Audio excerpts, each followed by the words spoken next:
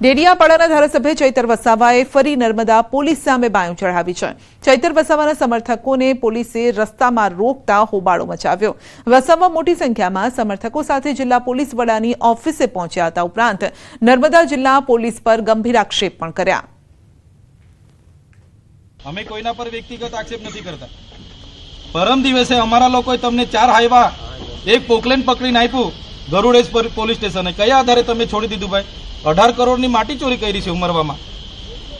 ત્યાં ઇન્દ્રાણામાં અમે જઈને આવ્યા હમણાં, આખી રોયલ્ટી વગર એટલું બધું ખોદકામ કર્યું, કેમ પોલીસ એને દંડ નથી કરતી? આગામી 8 અને 9 એપ્રિલે કોંગ્રેસનું રાષ્ટ્રીય અધિવેશન છે। રાષ્ટ્રીય અધિવેશનને લઈ ગુજરાત કોંગ્રેસની તડામાર તૈયારીઓ પણ છે। પ્રદેશ કોંગ્રેસે અધિવેશન માટે પોસ્ટર રિલીઝ કર્યું છે।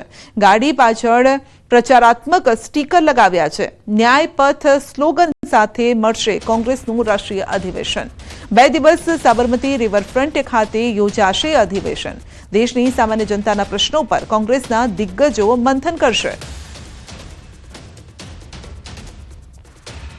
સુરત જિલ્લા કલેક્ટર કચેરીએ મળી યુસીસી કમિટીની બેઠક। યુસીસીના કાયદાને તમામનું સમર્થન મળ્યું છે। વિવિધ સમાજ અને સંગઠનોએ સમર્થન જાહેર કર્યું છે। તમામે કમિટી મેમ્બરના સૂચનો પણ સાંભળ્યા। કલેક્ટર અને યુસીસી કમિટીના સભ્યોની અધ્યક્ષતામાં બેઠક પણ યોજાઈ।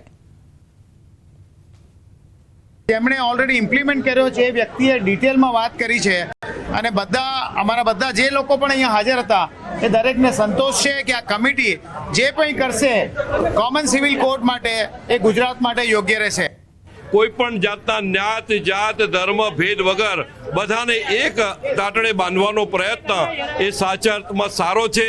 દરેક સંપ્રદાયના દરેક ધર્મના મહિલાઓ હોય, બાળકો હોય, એ લોકોને સમાન હક મળે, એને પૂરું રક્ષણ મળે, એ પ્રકારનો આ જે યુસીસી લાવવામાં આવે છે